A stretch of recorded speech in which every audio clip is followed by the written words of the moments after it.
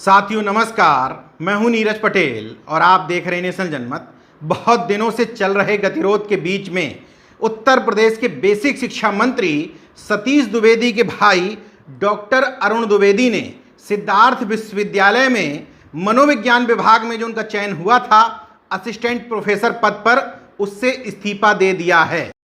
खबर सामने आने के बाद जबरन रिटायर किए गए आईपीएस अमिताभ ठाकुर की पत्नी नूतन ठाकुर, जिन्होंने सबसे पहले इस मामले में कंप्लेंट की थी राज्यपाल से, उनका बयान सामने नहीं आ पाया। लेकिन खबरिया चैनलों ने दावा ठोकना शुरू कर दिया कि हमने चलाया था, हमारी खबर का असर हो गया, उनकी खबर का असर हो गया। इस मामले में खबरिया चैनलों की घुड़दौड़ तो समझ में आती है, लेकिन सामाजिक न्याय की बात करने वाले, अंबेडकर बात की बात करने वाले, बहुजन बात की बात करने वाले तमाम सारे लोगों ने अपनी पीठ थपथपाना शुरू किया और कहा कि देखिए हमने विरोध किया, उसका असर देखने को मिला। लेकिन इसकी पृष्ठभूमि में आप नहीं गए, इसलिए क्योंकि आप दूसरे ढंग से किसी भी चीज़ को सोचते ही नहीं हैं, भेड़ चाल में फंस जाते हैं। आपने सोचा कि ये मीडिया, जिसको आप सवर्णवादी ब्राह्मणवादी मीडिया भी कहते हैं, आखिर क्या वजह थी कि सतीश द्विवेदी नाम होने के बाद भी जिस व्यक्ति का चयन हुआ था उसका नाम डॉक्टर अरुण द्विवेदी होने के बावजूद क्यों बार बार अपने न्यायिक चरित्र दिखाते हुए इस मुद्दे को तमाम सारे मीडिया हाउसेस ने उठाया। उसकी वजह यह थी कि यह लड़ाई सवर्ण वर्सेस सवर्ण थी। मतलब ये कि मनोविज्ञान विभाग में दो ही पद निकले थे, एक ओबीसी के लिए आरक्षित था और एक गरीब सवर्णों के लिए यानी कि ईडब्ल्यूएस के लिए आरक्षित था। मतलब यहां पर लड़ाई सवर्णों की बैकवर्ड या एससी सीट से नहीं थी, वरना शायद मीडिया का यह न्यायिक चरित्र गायब होता पूरी तरीके से। तमाम सारे मामलों में ऐसा देखा भी गया है, लेकिन चूंकि यहां उनको पता था कि सीट गरीब सवर्ण के लिए आरक्षित है, तो अगर डॉक्टर अरुण द्विवेदी जाएंगे भी तो दूसरा कोई ना कोई सवर्ण ही व्यक्ति आएगा। इसके अलावा मामला पैसे और ताकत से मजबूत एक सवर्ण द्वारा दूसरे सवर्ण की सीट हड़पने का था। इसलिए शायद उनके पेट में इतना दर्द हुआ और इस तथाकथित सवर्ण मीडिया ने भी सोचा कि मौका यह दिखाने का है कि हम सिर्फ स्वामी भक्ति नहीं करते हैं, बल्कि हमारे अंदर भी न्यायिक चरित्र है। इसलिए शायद इस मीडिया ने हंगामा मचाना शुरू किया और लड़ाई सवर्ण वर्सेस सवर्ण की थी, इसलिए इसमें सफलता भी हाथ लगी। मुझे यह लगता है तमाम सारे मामलों को देखते हुए, जिसमें किसी ओबीसी की सीट पर किसी सवर्ण व्यक्ति का सिलेक्शन हो जाता है, ऐसे में आपको इतने आसानी से सफलता नहीं मिलती, इतने आसानी से इस्तीफा भी नहीं दिलवाया जा सकता था। इसलिए मैं इस जीत को सामाजिक न्याय, अंबेडकरवाद, बहुजनवाद की जीत कतई नहीं मानता हूं। इसके अलावा मैं इसको न्याय के नैसर्गिक सिद्धांत के अनुरूप भी नहीं मानता हूं, इसलिए क्योंकि इस्तीफा देने के बाद तमाम सारे लोग अपनी पीठ थपथपाएंगे, कुलपति सुरेंद्र दुबे अपना पल्ला झाड़ लेंगे, राज्यपाल के यहाँ से जो जांच चल रही थी वो भी बंद हो जाएगी और आगे कुछ नहीं होगा। तो आगे होना क्या चाहिए? आगे होना ये चाहिए कि अगर एक मंत्री पद पर बैठे हुए किसी व्यक्ति ने, भाई ने, जिनका परिवार ज्वाइंट परिवार है, इसके अलावा जिसकी पत्नी खुद बिहार में एक डिग्री कॉलेज में प्रवक्ता हैं, इसके अलावा ये भी मीडिया रिपोर्ट्स दावा कर रही हैं कि वो खुद राजस्थान में बनस्थली विद्यापीठ में असिस्टेंट प्रोफेसर के पद पर कार्यरत थे, ऐसे किसी व्यक्ति का आखिर ईडब्ल्यूएस यानी कि 8 लाख से कम इनकम का आय प्रमाण पत्र बन कैसे गया? जांच इस विषय पर होनी चाहिए थी। अभी तक जीरो टॉलरेंस की बात करने वाले मुख्यमंत्री योगी आदित्यनाथ इस हो हंगामे के बावजूद इस पर उनकी कोई प्रतिक्रिया नहीं आई। अगर अन्य किसी का ये मामला होता तो अभी तक अपना सख्त रुख अपनाते हुए एफआईआर दर्ज करवा देते और हो सकता है एनएसए और रासुका तक लगवा देते। तो मामला यहां पर भ्रष्टाचार का था, मामला यहां धोखाधड़ी से नौकरी हथियाने का था, गड़बड़ी का था। केवल इस्तीफा देने से काम चलने वाला नहीं है। इस्तीफा बेसिक शिक्षा मंत्री सतीश द्विवेदी का भी मांगना चाहिए था। इसकी जांच करनी चाहिए थी कि कुलपति कहीं प्रभाव में तो नहीं आए।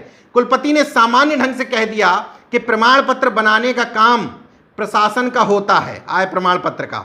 ठीक बात है, लेकिन कुलपति महोदय आपने कहा कि वैकेंसी 2019 में निकाली गई, 2021 में आकर के वैकेंसी फुलफिल की, लेकिन हमने वही आय प्रमाण पत्र मान लिया। क्या अन्य किसी मामले में किसी ओबीसी, एससी या सामान्य ईडब्ल्यूएस ही मान लेते हैं, उन अभ्यर्थियों के मामले में भी आप ऐसा करते? नियुक्ति करने का अधिकार कुलपति को है, यानी कि विश्वविद्यालय के प्रशासन को है। ये चेक करना आपकी जिम्मेदारी है कि आय प्रमाण पत्र बना हुआ कब का है। ये नियम निर्धारित तो आप ही करते हैं। आपने ये पल्ला झाड़ लिया। वहां के प्रशासन ने भी, चूंकि मंत्री जी का मामला था, लेखपाल छोटे प्रसाद ने पहले कहा कि मैंने रिपोर्ट नहीं लगाई। बाद में उन्होंने कहा कि 2019 में आवेदन हुआ था, मुझे याद है कि मैंने ही रिपोर्ट लगाई थी। एसडीएम से लेकर के वहां के डीएम भी कह रहे हैं कि प्रमाण पत्र सही बना हुआ था, लेकिन एक बाद में लाइन जोड़ते हैं कि 2020 तक ही मान्य था। तो 2020 तक मान्य अगर किसी सर्टिफिकेट के आधार पर 2021 में नौकरी ली जा रही है, तो ये फ्रॉड केस क्यों नहीं बनता है? अभी तक डॉक्टर अरुण द्विवेदी के खिलाफ एफआईआर दर्ज क्यों नहीं की गई?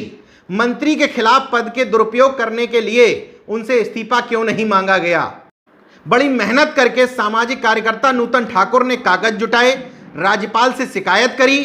क्योंकि सोशल मीडिया पर मामला बहुत चर्चित हो गया था, राज्यपाल ने भी अपनी जिम्मेदारी निभाते हुए कुलपति को एक पत्र भेज दिया और कहा इस पूरे मामले की जांच करके आख्या प्रस्तुत करिए। कुलपति ने भी आख्या प्रस्तुत कर दी। उन्होंने कहा कि हमने सारे नियमों का पालन किया है, लेकिन सवाल यह है क्या वास्तव में कुलपति जी को पता नहीं था? जैसे कुलपति जी कह रहे हैं कि जब तक नियुक्ति हो गई और नियुक्ति पर बवाल हो गया सोशल मीडिया के माध्यम से, मुझे पता चला कि ये मंत्री जी के भाई हैं। क्या ये संभव है? सिद्धार्थ यूनिवर्सिटी कपिलवस्तु सिद्धार्थ नगर में ही है, उसी सिद्धार्थ नगर में जहां की इटवा विधानसभा से मंत्री जी यानी कि सतीश द्विवेदी विधायक हैं। क्या ये संभव है कि कुलपति जी को पता ही ना हो? हालांकि लोग उनके एक्सटेंशन को भी इससे जोड़ रहे हैं, कोई लिंक नहीं मिल रही, लेकिन जांच तो इसकी भी होनी चाहिए। क्या इस एक्सटेंशन में सतीश द्विवेदी जी की कोई सिफारिश करने में कोई भूमिका तो नहीं है? तमाम सारी चीज़ों की जांच होनी चाहिए, लेकिन मुझे उम्मीद नहीं है कि अब इस मामले में कुछ भी होगा। उम्मीद इसलिए भी नहीं है क्योंकि सिद्धार्थ यूनिवर्सिटी के दामन पर पहली बार दाग नहीं लगा है। इस अभी जो तमाम सारे सामाजिक न्याय के पहरुआ बन करके सवाल उठा रहे हैं एक शिक्षक की भर्ती पर, उस समय वो लोग आंखें मूंदे हुए थे जब समाजवादी पार्टी की सरकार में कुलपति बनाए गए थे रजनीकांत पांडे। मंत्री इसी इटवा विधानसभा से विधायक हुआ करते थे उस समय माता प्रसाद पांडे, जो विधानसभा के अध्यक्ष थे।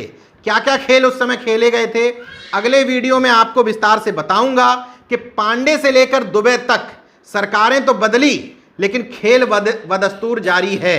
इसलिए हमें फोकस मुद्दों पर करना है। एक आध वैकेंसी पर लड़ लेने से, हंगामा मचा देने से, सामने वाले के बैक हो जाने से आपके बच्चों की नियति, भविष्य और रोजगार सुरक्षित कतई नहीं रहेंगे। आपको पार्टियां बदलने की बजाय मुद्दों पर लड़ना होगा।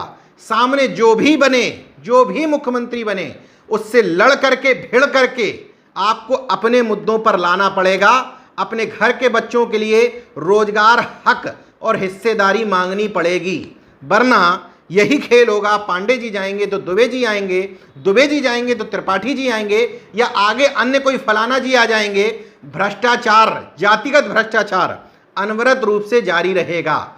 इसलिए मैं आपसे फिर से कह रहा हूं, सामाजिक न्याय और अंबेडकर की बात करने वाले जिन भी संगठनों को यह गलतफहमी है कि उनके हंगामा मचाने से, उनके मुद्दा उठाने की वजह से बैकफुट पर आते हुए सतीश द्विवेदी के भाई ने इस्तीफा दे दिया, यह आपकी गलतफहमी है। क्योंकि मामला आपस में लड़ाई का था, इसलिए तथाकथित जातिवादी मीडिया ने भी हंगामा मचाया कि ये जाएगा तो आएगा अपना ही भाई।